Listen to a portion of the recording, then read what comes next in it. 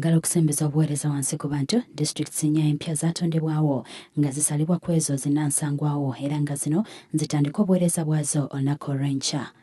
Ku zino kuliko Kagadi ne Kakumire zasalibwa ku district y'e Kibale, Omoro okuva ku district y'e Gulu ssaako ne Rubanda eyasalibwa ku district y'e Kabale. Kati no kiba kitegeeza nti zino tezirina bakiise mu Paalamenti era nga akakiiko k'ebyokulonda kalina eddimu ery'okutegeka okulonda okusobola okujjuza ebifo bino ne gavumenti eza wakati. Eza Kibale, Gulu, Kabale, Rubanda ne Omoro.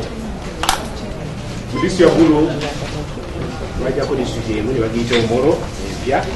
Disitulikiti y'e Kabale bayawulayo ekitundu ne bakiyita Rubanda district. Disitulikiti y'e Kagadi bagisalamu disitulikiti ssatu, Kagadi, Kakumiro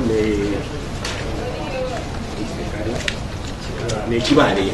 Dr. Joseph Biribona akola nga ssentebe w'akakiiko k'ebyokulonda mu ggwanga agamba basindika abakugu okugoberera emitendera egibaawo mu disitulikiti ng'etondeddwawo empya omuli n'abakiise ba zi disitulikiti zinansangwawo okusalawo oba nga banaasigala mu ezo oba nga banaagenda n'empya. Amateeka gagamba nti omukyala abadde akiikirira disitulikiti ezaala ziri disitulikiti zonna alina chance kulonda mu disitulikiti yagendamu,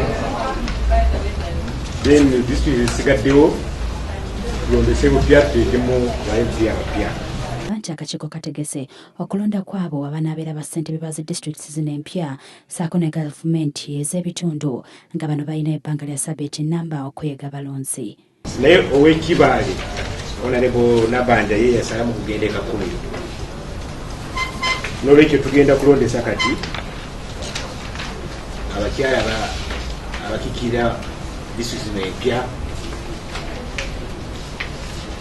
n'eri enkadde y'e Kibale. Tugenda kulondesa bupya abamemba zo Paalamenti. Bwennyamivu ku muwendo gw'abakiise abagobebwa mu Paalamenti buli lukya. Kyokka amyuka omwogezi w'akakiiko Paul Bukenya atugambye nti bukyanga kulonda kuggwa n'omukulembeze w'eggwanga n'alayizibwa emisango egikwata ku by'okulonda 205 gye gyatwaliddwa mu kkooti. Ebifo ebifuuse ebikalu bingi nnyo bisuuse ku ebyo bye twateebereza. Tuddayo eri gavumenti, tuddayo mu Paalamenti, tuddayo Minisitule ya Finance ne tusaba ssente ennyongereza tusobole okubeera nga tuteekeka okulonda okwo. So kuba buvunaanyizibwa bwa gavumenti okutuwa ensimbi okuteekeka okulonda. Bwe bamaze dde okutegeeza gavumenti n'ebitongole ebikwatibwako okubafunira ekifo we banaakolera oluvannyuma lw'ekitongole kya KCCA okuba wansi aleesitale okutuuka ku nkomerero y'omwaka guno nga ofiisi zaabwe bazisengudde anti we ziri oluguudo lwa Jinja olugenda okugaziyizibwa lwakuyitaawo. Joseline Kibule, WBS TV mu Kampala.